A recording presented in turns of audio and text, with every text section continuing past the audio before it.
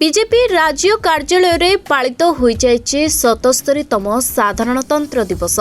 दलीय नेता और कर्मी गहन में जातीय पताका उत्तोलन करिसेंती राज्य सभापति मनमोहन सामल। এই অবসରରେ জাতীয় সঙ্গীত গান সহ কর্মীମାନଙ୍କୁ রাজ্য সভাপতি সম্বোধিত କରିଥିଲେ।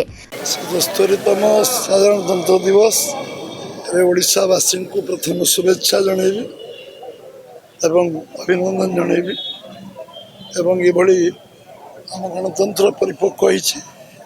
আম संविधान प्रणेता डॉक्टर भीमराव बाबा साहेब आंबेडकर टीम जो संविधान प्रणयन करते सी आम देशर 140 कोटी लोक सठिक मार्ग में परिचालना करने जो गोटे संविधान में कहबी प्रेरणार केन्द्र बिंदु कहबी ताकू आज स्मरण करने आज दिन समस्त स्मरण दिन हम एवं आगामी दिन में ओडिशा को समृद्ध ओडिशा 1 नंबर राज्य भारत वर्ष कर संकल्प नहीं जो राज्य सरकार काम कर विकसित भारत करने केंद्र सरकार 2047 जो काम करम से कार्य आम समस्ते प्रति हवा काम करवा परिश्रम करवा।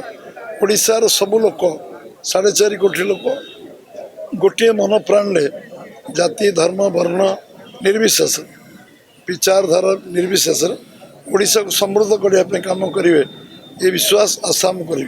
शेड्यूल 73-74 अमेंडमेंट पर जो निर्वाचन हम से निर्वाचन समय अनुसार हम एवं आमे आमर कार्यकर्ता सबु समय सबु निर्वाचन में प्रस्तुत अच्छा। नमस्कार। 77तम गणतंत्र दिवस रे समस्त ओडिशावासी को मो तरफ एवं भारतीय जनता पार्टी तरफ शुभेच्छा दूची। आमे समस्ते मिलीमिशी गणतंत्र के सुरक्षित रखा देश को आगे नवा एवं प्रधानमंत्री का आह्वान 2047 को भारत विकसित भारत ठिया से प्रति समस्ते काम करवा। विकसित भारत गठन में ओडिशार गुरुत्वपूर्ण भूमिका रही आसी। देश में संस्कृति अखंडता और परंपरा को बंचाई रखिबा आम समस्तक कर्तव्य। आम गणतंत्र को आहुरी अधिक शक्तिशाली करने आज भली पवित्र दिन में आम समस्ते संकल्प नेबा आवश्यक।